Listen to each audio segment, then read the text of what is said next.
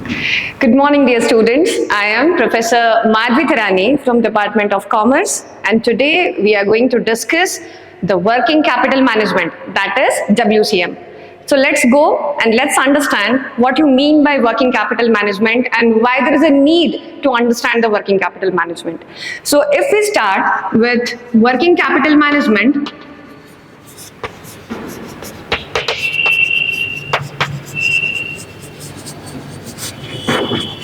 see, from the name itself, you can see that this is working capital management, right? So that is required for the day-to-day expenses, to pay the inventory, to pay the payables, right? To pay all the necessary expenses of daily life. So it's very much important that we keep a check on this management, because for example, if we are not going to have the proper working capital in our business, then definitely we are going to face many problems. So it's always better to have the effective and the efficient management as far as working capital is concerned. But first of all, let us understand from where this working capital comes, or what are the components or what are the tools to which we call it as a working capital, right? We all know about the balance sheet, right? So as far as balance sheet is concerned, as we know that it is divided in two parts. Here it would be the liability part, and here that would be the asset part, right? As far as assets are concerned, it is divided in two categories. Firstly, there would be the fixed assets that we would be mentioning over here, and the secondly, there would be the current asset, right? And right in front of the current asset, we people are used to write current liabilities in the balance sheet. So what we write under the current asset? Basically, as far as current assets are concerned, we know that receivables are there, cash is there, inventory is there, right? Prepaid expenses are there. So these are some major components that you can call it as current asset. As far as current liabilities is concerned, the same thing. That would be the creditors, that would be the bills payable, there would be outstanding expenses, right? There would be bank overdraft, and we call it as current liabilities. So we always, being a finance manager, we always have a check on these two things, that is current assets and current liabilities, right? There should be a proper balance between these two things, okay? So as we understood, as far as working capital is concerned, that is the difference of CA and CL. That is the difference between the current asset and the current liabilities.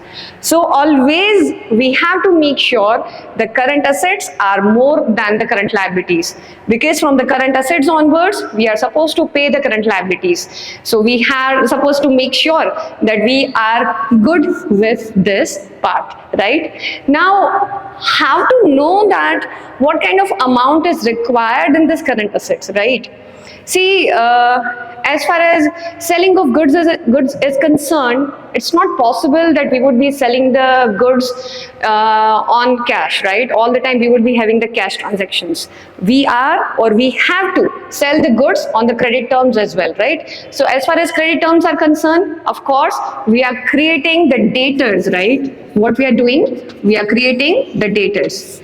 So how much time we should give to our debtors to pay the money? That is the most important question that comes under this part, because the more time we give to them, right, the more time the bills would be pending with us, and we will not be having the cash with us, because we have sold the goods to them, but we have not received the cash, right? So what we are supposed to do in this time? So that's a very important question that we would be dealing with. So as far as working capital is concerned, each and every component of the current asset, be it a cash, what kind of optimum cash balance is required in our business so that the daily or the day-to-day expenses can be paid nicely without any glitch, without any problems, right?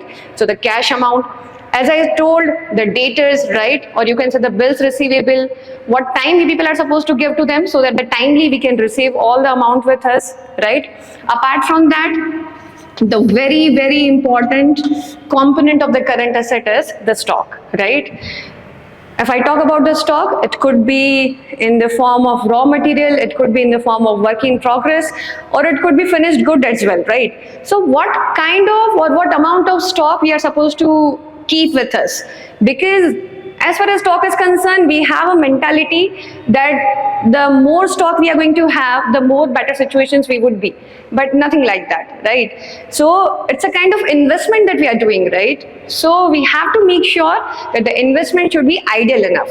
You are supposed to analyze the demand and the supply in the market, and accordingly, you should take the decision that what kind of amount we should have in the stock. Because I don't think it is needed more than the amount, right? Like more than the necessity, we should not invest the amount in the stock. Instead of that, we can invest this amount somewhere else and we could have earned the handsome return from that as well, right? So these are the basic things that we should understand, that why working capital management is required and basically what we are supposed to do with the working capital management, right?